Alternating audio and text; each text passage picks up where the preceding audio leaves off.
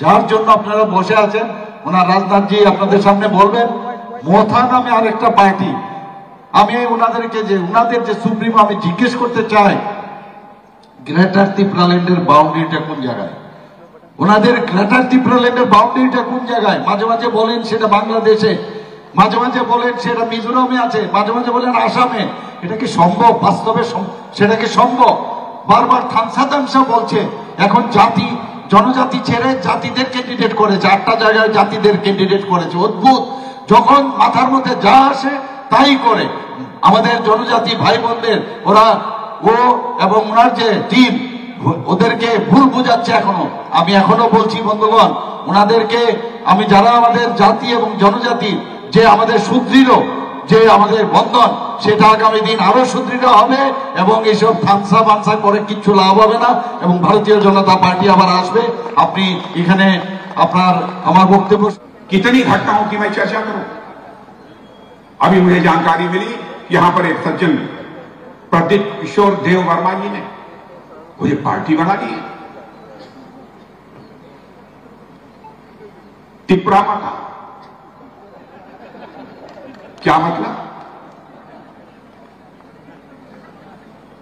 अरे इतनी पार्टियां थी, क्या मतलब?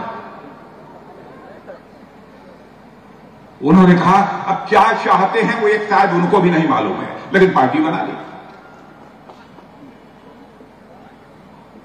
आदिवासी का भाइयों का जहां तक सवाल है, बहनों भाइयों, भारतीय जनता पार्टी सच्चाई को नहीं भूल सकती है।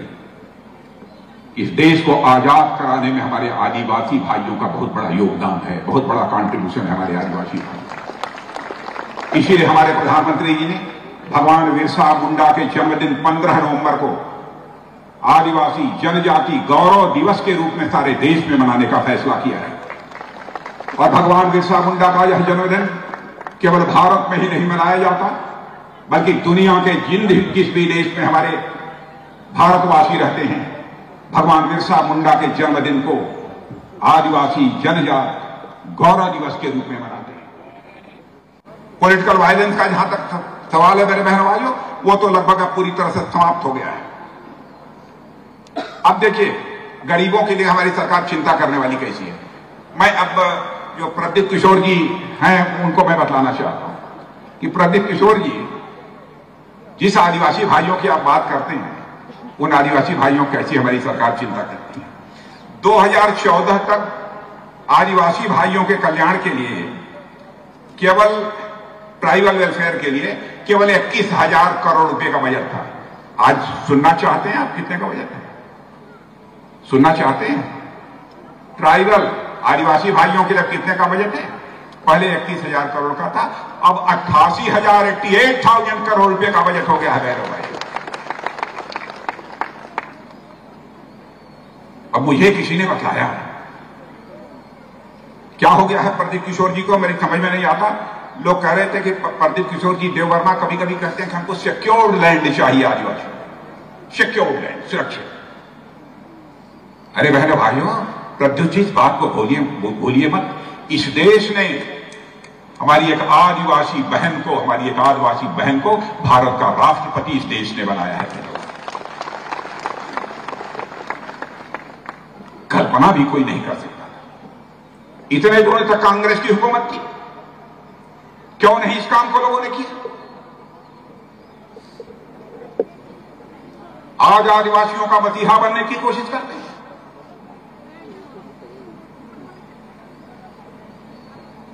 जब वो चुनाव में खड़ी थी, सारा देश उनको समर्थन दे रहा था राष्ट्रपति पद के लिए। यह कांग्रेस और सीपीएम के लोग विरोध कर रहे हैं। ये लोग आदिवासी कल्याण की बात करते हैं। बहनों भाइयों, राष्ट्रपति होता है, उसकी कोई जाति नहीं होती, उसका कोई पंथ नहीं होता, उसका कोई मजहब नहीं होता, राष्ट्र धर्म का पालन करता है।